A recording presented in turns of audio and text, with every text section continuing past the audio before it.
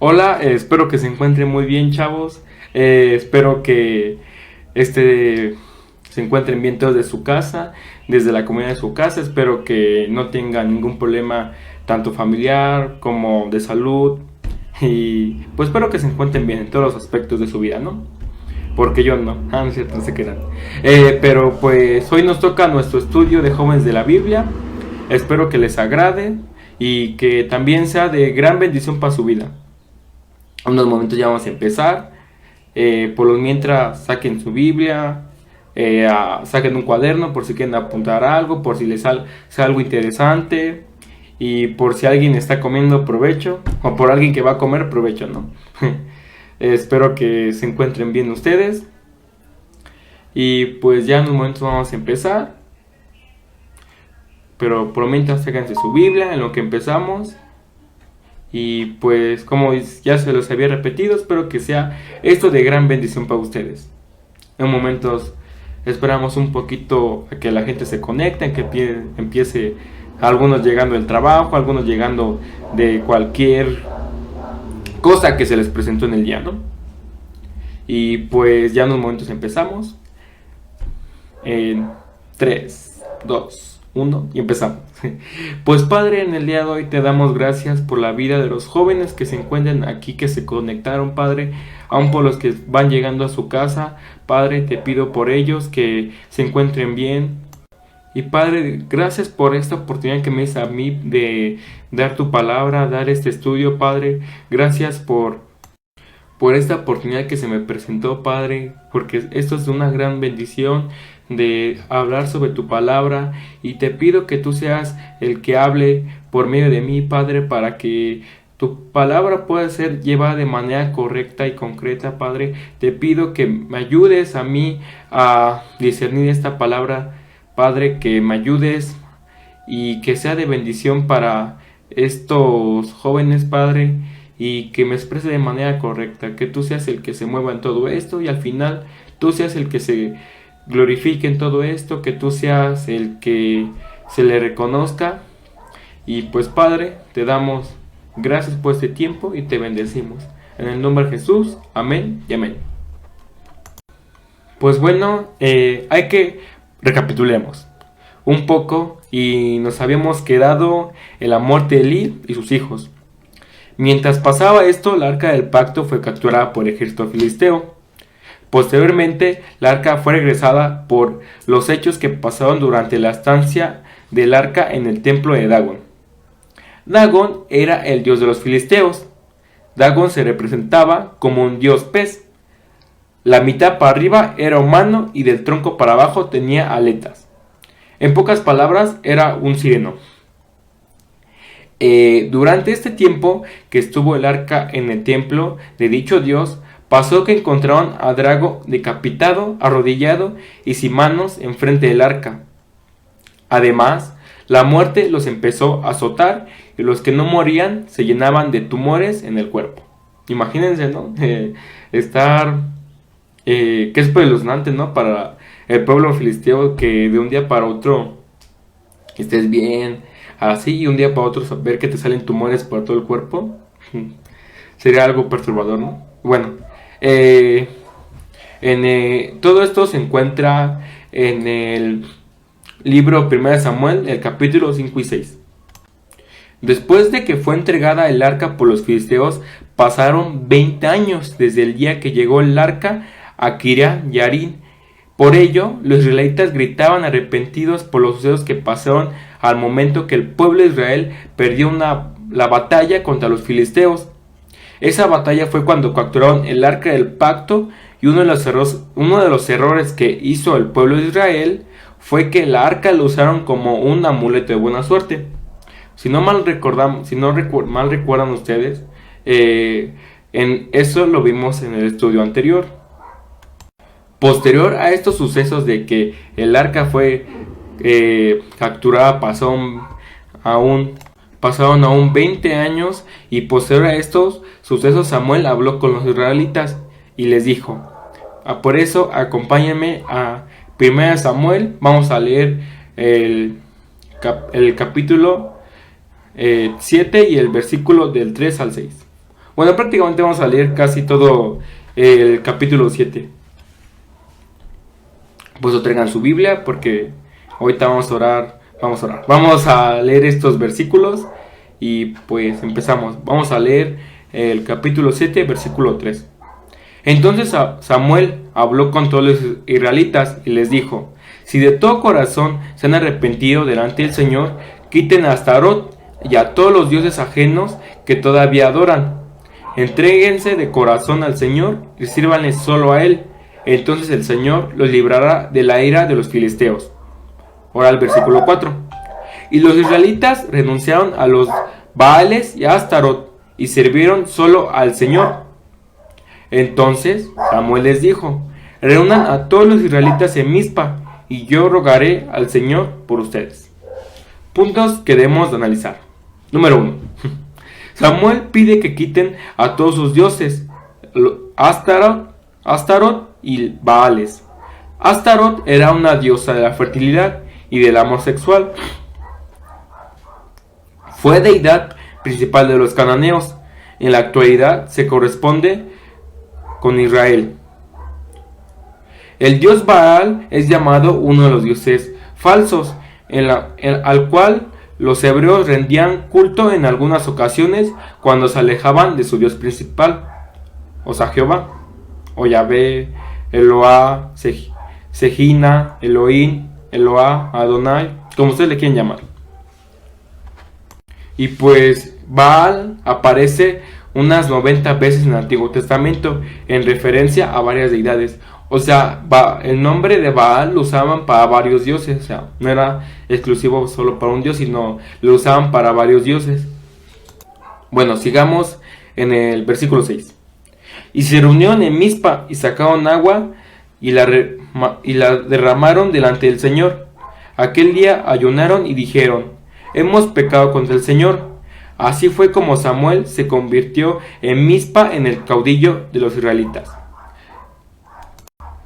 Y para los que no saben qué significa caudillo, caudillo es persona que guía y manda a un grupo de personas, especialmente a un ejército o gente armada. Por lo tanto, si leemos el 6, diría así: y se reunieron en Mizpa y sacaron agua y la derramaron delante del Señor. Aquel día ayunaron y dijeron: hemos pecado contra el Señor. Así fue como Samuel se convirtió en Mizpa en la persona que guiaba o mandaba a los israelitas. Sigamos en el 7. Y cuando los jefes de los filisteos se enteraron de que los israelitas estaban reunidos en Mizpa, se prepararon para ir a luchar contra ellos. Y cuando los israelitas lo supieron, se llenaron de miedo y le dijeron a Samuel: no dejes de clamar por nosotros al Señor nuestro Dios para que nos libere del poder de los filisteos. Mizpa fue una ciudad en el territorio de Benjamín y su nombre en español significa atalaya. Primera aparición de este lugar se encuentra en Génesis 31:49, en el lugar marcado por la acumulación de rocas, donde Labán le da su nombre, que significa que el Señor vigile, sea atalaya, del compromiso que tuvo con Jacob. Esa fue la primera aparición de Mizpa. Otro punto que debemos analizar es que en ese momento que llegaron a Mizpa los israelitas, por eso sacaron agua de los pozos, la derramaron como ofrenda delante de Dios y después ayunaron. Los que no saben qué significa ayunar, es abstenerse total o parcialmente de comer y beber durante un tiempo, generalmente por motivos religiosos, morales o de salud. Otro punto que debemos analizar es: podemos ver un cambio de actitud desde la última batalla que se nos fue relatada entre los filisteos e israelitas. La última batalla que fue relatada fue la de cuando capturaron el arca. Cuando el pueblo de Israel se entera sobre los filisteos que venían a pelear, se puede ver un gran pavor, o sea, un miedo muy intenso. Hasta le ruegan a Samuel que no deje orar, porque saben que sin Dios no eran nada. Aquí podemos analizar que el pueblo de Israel era una nación muy doble cara, ¿no? Para no decir hipócrita. ¿Por qué? Porque cuando se metían en problemas, cuando ya de plano veían que ya no podían más, o cuando de plano ya estaban en las últimas, que nada más suplicaban a Dios y hasta le pedían perdón, hasta, o sea, se hacían su show, ¿no? Pero cuando los tiempos eran buenos y cuando tenían tiempos buenos, cuando Israel estaba bien, tanto económicamente, tanto en cuestión de salud, de plano ellos olvidaban a Dios y empezaban a idolatrar a otros dioses. Parece que era rutina para ellos porque pues prácticamente casi todo el Antiguo Testamento vemos que normalmente lo que hacían los israelitas era adoraban a Dios un rato, pues como les digo, adoraban a Dios un rato, después de adorarlo, veían que la situación estaba mal y se iban con otro Dios y así, o sea, de plano para ellos ya era una rutina, ¿no? En ocasiones como jóvenes, la mayoría de veces nos dejamos llevar por los buenos momentos que estamos pasando y olvidamos a veces lo principal, que es Dios. Y tomamos como ídolos las fiestas, los amigos, hasta los artistas, o hasta personas, objetos, cualquier persona que a veces nos haga sentir bien, la tomamos como ídolo. Y eso puede ser cualquier cosa, o sea, no necesariamente tienes que ser una cosa o hasta un dios, ¿no? O sea, cualquier cosa se te puede convertir en un ídolo. Y a veces por todo esto nos llegamos a perder en todas estas cuestiones. Pensamos que todo el tiempo vamos a ser jóvenes. Y pues por eso hay que aprovechar nuestros tiempos de juventud de manera correcta y seguir los caminos de Dios.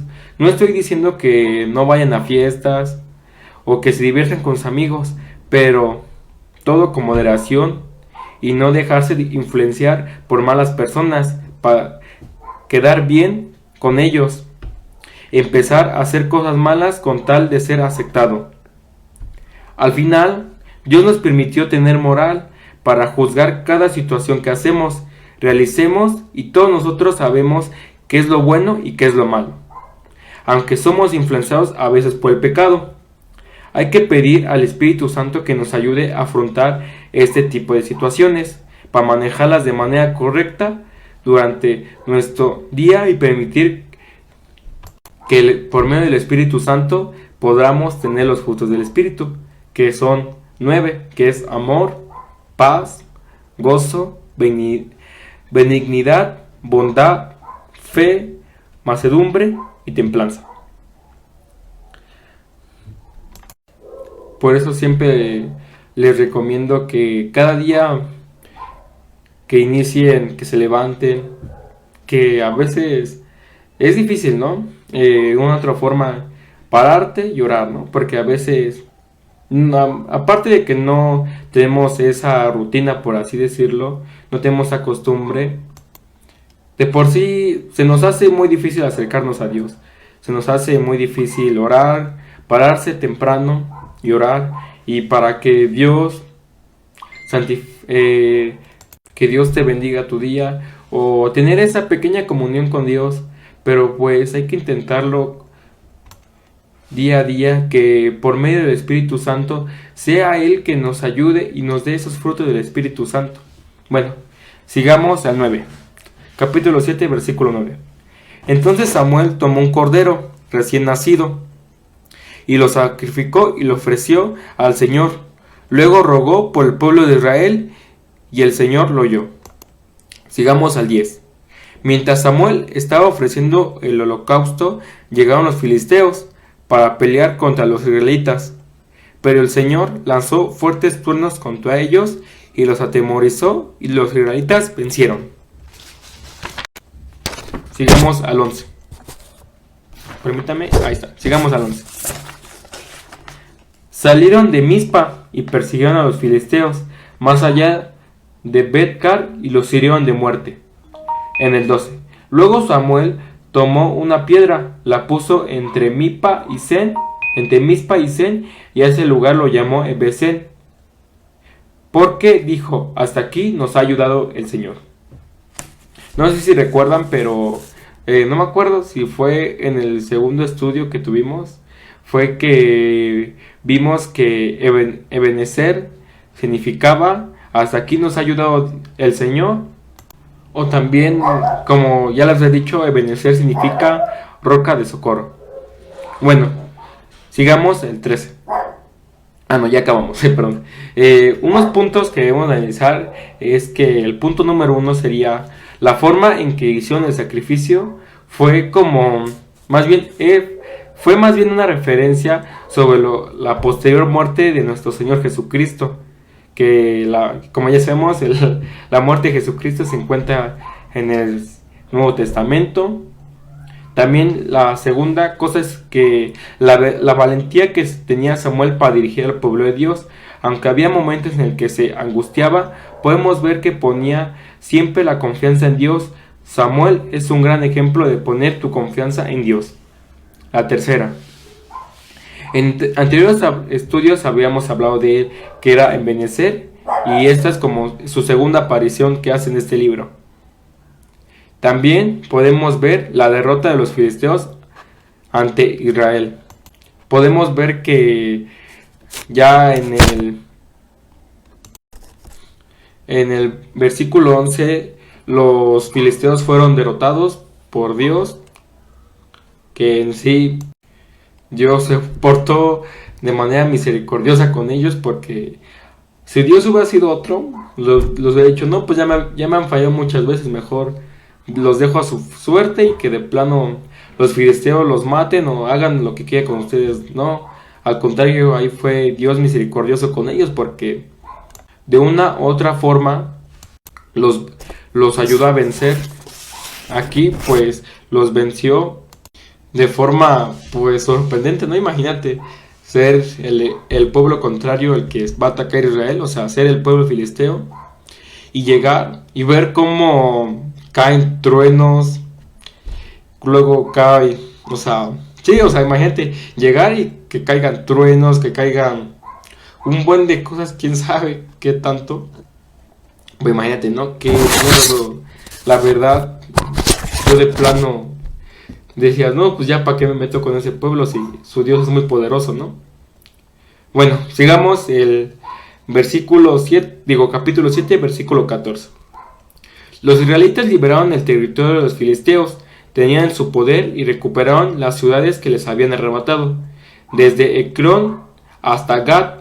Así los israelitas y los amoreos vivieron en paz. Sigamos al versículo 15. Mientras Samuel vivió, gobernó al pueblo de Israel. El 16. Todos los años visitaba Betel, Gilgal y Mizpa y dictaba las leyes para todos los israelitas. El 17. Después regresaba a Ramá, donde vivía y donde también edificó un altar al Señor, y desde ahí impartía justicia al pueblo. Ya para acabar, analicemos estas cosas. Ya desde el versículo 14 se nos dice que recuperaron varias tierras, que fue desde Ecrón hasta Gat, y que los amorreos vivieron en paz.